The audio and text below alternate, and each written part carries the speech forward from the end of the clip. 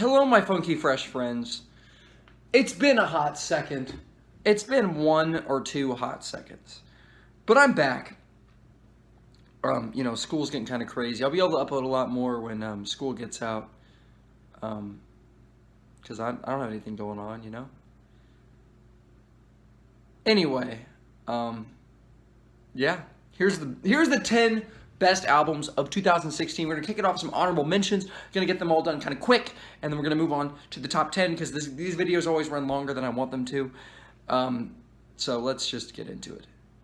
My first honorable mention is the best country album of 2016. You heard it here, A Sailor's Guide to Earth. This shouldn't be a surprise that I'm mentioning this album. It was nominated for Album of the Year at the Grammys, which is crazy. That almost never happens with country music. Oh, I'm saying that. I don't know if that's true, but it feels like that rarely ever happens with country music. And that's really cool. And Sturgill Simpson's really cool. He's really a country artist for people who don't really like country music. And I'm one of those people. He's kind of like, for people who don't like modern country, he's kind of like another outlet, the alternative, the person you listen to instead. And I think he serves very good as an alternative to modern country. Untitled Unmastered by Kendrick Lamar is really great. I just haven't listened to it enough to really appreciate it as much as most people appreciate it. They seem to think it's one of the best things ever. And Kendrick Lamar is my all-time favorite rapper, but it's hard to get into it, especially with the songs not having titles. That makes it more difficult. Moonshaped Pool by Radiohead. Radiohead is one of the most overrated bands of all time, but I cannot deny that Moonshaped Pool is a great album. It is. It's great. Even if you don't like Radiohead, I would say give Moonshaped Pool a shot, because it's a really great album. And then there's Lemonade by Beyonce. Beyonce? I'd say if this qualifies as a pop album, it's the best pop album of the year. I don't know if you can call it that. It was probably the best album nominated at the Grammys for Album of the Year. It deserved to win out of the other contenders, which I don't think were that good. Yeah. This is a good album. And then we have Church Coast Volume 3 by Lecrae. This is my favorite Lecrae project. Still not good enough to get in my top 10 because my top 10 in 2016 was that good. But I do really, really like this project, and I highly recommend it. Even if you're not a fan of Christian rap music, Church Clothes Volume 3 is something else, and I highly recommend you check it out. It's a really great album. And then Home of the Strange by Young the Giant. I think this is the best Young the Giant project. It just has a lot of really great songs. It's extremely colorful and distinctive and fun, and I think it's the best, more mainstream alternative album, the best alternative album of this year. It was really good. RTJ3. I'm a huge Run the Jewels fan. This is an album that did not make most people's best of 2016 lists because it came out literally at Christmas. Like on Christmas Day, this album dropped, which is so weird. That's such a weird time to drop such an amazing album, such a huge album that's this good and impactful and everything, and so well produced that people are gonna sleep on it if you release it on Christmas. That's a weird day to release an album, but they did. It's not a Christmas album, and the very end of 2016, and it's one of the best of 2016. A really, really great rap album with, of course, fantastic performances by Killer Mike and LP. And then, great production, of course, and really good lyricism. It's a great rap album, plain and simple. Good Religion by the Dream Junkies. Wow. This is a fantastic album. The only reason it's not higher on this list, for me, is that the album kind of ends on a weak note. What are the 2 last songs? Oh, the track list is incomplete on the back for some reason. Okay, it doesn't even. This is the worst. This is the worst CD I own. This is the worst CD packaging I've ever seen. I've talked about this before on my CD collection video. This thing is garbage. This is awful. This is just horrendously bad. I hate it so much. It's awful. The CD packaging. But this is a great album. All 3 members have amazing chemistry and they play off each other really well.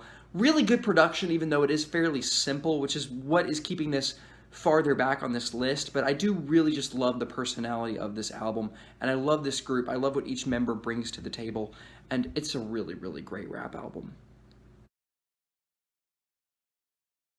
Life of Pablo. Kanye West is the second greatest rapper of all time. And he continues to deliver in the 2010s. He was continuing to push boundaries in the 2010s. And I do think that this is not the best of his output of the 2010s. I think Yeezus is the best album he made in the 2010s. I also think that Dark Fantasy is better than this. But Life of Pablo is a super, super quality album. It feels like the most mainstream Kanye will ever sound. It's like almost him trying to make like a hype, more mainstream sounding rap album, more accessible. I think this is, especially for people who don't like Kanye West or people who don't like think it's hard to get into him, especially, you know, the younger people who like trap music and they're like, oh man, his old stuff, that's weird, that's whack, that's old rap music. I can't listen to old rap music. What's old rap music? It sounds weird. I don't know how to deal with that. Listen to Life of Pablo. It'll get you hooked, and then you'll go back and listen to his other stuff because it's so good. Listen to Life of Pablo. You will not regret it. We got it from here. Thank you for your service. Is the last Tribe Called Quest album, which is sad because it's really, really good. And you know, Tribe Called Quest is the most legendary. I don't know if they're the most legendary rap group. There's also the Wu-Tang Clan, and there's I can't think of anyone besides Wu-Tang Clan. But these guys are legendary, and they made a really great album with this thing, and amazing production, amazing lyricism, amazing performances. It's everything you could ask for in an album, and it's like 16 tracks because it's a double album, 2 discs. It says online, so this is awesome. Just gets better each time you listen to it. There's just so much to unpack with this album, and so definitely listen to it, and then listen to it again, and then listen to it again. As you can tell from the cover of this thing, Black Star by David Bowie from the thumbnail. Dang. Dang. Dang. David Bowie is gone. And he knew he was dying. It's very, very obvious when you listen to this. And he ends the album with I Can't Give Everything Away, which is one of the most heartbreaking, dramatic, fantastic closing songs ever. It's so impactful and good and powerful and amazing. And so is Black Star and Lazarus and most of the songs on this album. Black Star is an incredible album. So good. And it's not the best album of 2016, but in my opinion, but if you said that it was, I would totally respect that, and I probably wouldn't argue with you. If you said it was the best album, I'd be like, yeah, I'd 100% understand why you would say that. It's a really great album. Skeleton Tree by Nick Cave and the Bad Seeds was largely inspired by death. It was largely inspired and impacted by the death of Nick Cave's son. I think he was 15 or 16 years old. I don't remember. It's very, very sad. And like, was it a rock climbing incident? I don't know. But I watched the movie One More Time with Feeling that accompanies this. And the music is taken absolutely directly from the movie. Like, it's like exactly like that. The recording they do in the movie is the exact same recording that you hear right here. And it's a documentary, and it's very powerful, and it's very powerful. I'll say that. And I think it's a lot more powerful with the movie to go along with it, because you can feel kind of distant from Nick Cave's music. It's kind of hard to get into. He doesn't have a huge fan base, and I think that's why. It's not music that's very easily accessible, and the movie's not accessible at all. It's really not pleasant by any means, but I think if you watch the movie, you'll have a deeper understanding and appreciation for this album, and I think it is a really amazing album. This is the part in the video where you say, "What the heck? What the heck? No, impossible. This doesn't make any sense. How does he have an album? How does he what? How does he what? That doesn't make any sense. How is Atrocity Exhibition not the album of the year?" Well, there's 3 albums that I like better than Atrocity Exhibition. But this is a really great album. It's the best Danny Brown album. And it's just got this really whack production that goes along with how whack the lyrics are and how whack everything is. This thing is just unsettling in a good way. It is truly like you're going on a roller coaster in the form of you're going on an epic bender that lasts like 7 days. That's really, really extreme and hardcore, and like it takes you on the bender, and it's kind of an unpleasant experience, but at the same time, you come out of it a better person. I'll say that. It's a good album. Blonde by Frank Ocean. Frank Ocean, of course, is a legend. He's the GOAT. But once again, it's not album of the year, and people are going to be like, "What? Blonde is the best album of the decade. Why did you not put it as the best album of 2016?" Because I like two other albums better than this one. But this is one of the greatest R&B albums ever created, if not the best. It's hard to compare this to Channel Orange because it's very different from Channel Orange. And I haven't listened to Channel Orange that much.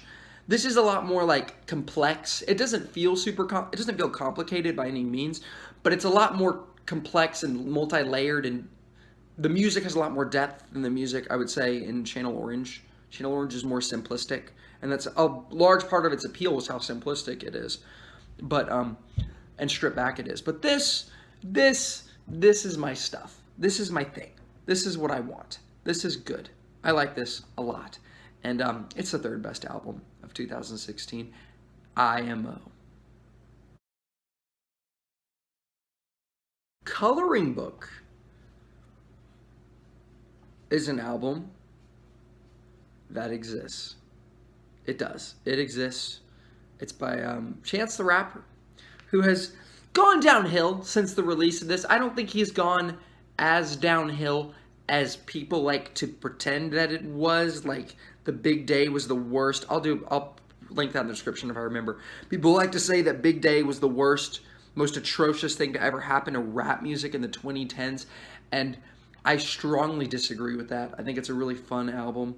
I think it's just totally different from anything that's mainstream, and you kind of have to wrap your head around that, how different and weird it is, because it is really weird, and different and original and different. But Coloring Book is a masterpiece. Simply put, I'll leave it at that. The Narrative is a really good album. This was my second best album of the decade, and I think it's the only album that I can think of that actually like changed me as a person. And I'm gonna look at this track list, but this isn't the CD version. For some reason, is missing 3 tracks. It's missing Maybe Both, the politically charged, very angry song. It's missing My Hood USA, and it's missing Road to Humble. And those are all amazing songs. They're so good. But songs like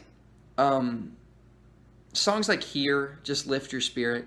They really just make your day better in a really fantastic way.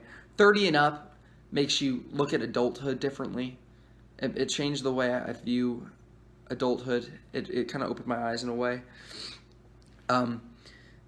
Words, of course, is very, very important. A very important, powerful song. Fathers, as well, is a song that makes you look at fatherhood in a different way, and it's very good. And then Piano Break, 33 AD, is the best. Like, it's like, I need that song. I need to listen to that song every day, and I don't listen to it every day. I don't listen to this album that often, because it's kind of a lot, but I need to listen to that song more, because, dang. Alright. That's it. That's it for the video. You know what? What are your favorite albums of 2016? Let me know down in the comments. Have a great rest of your day.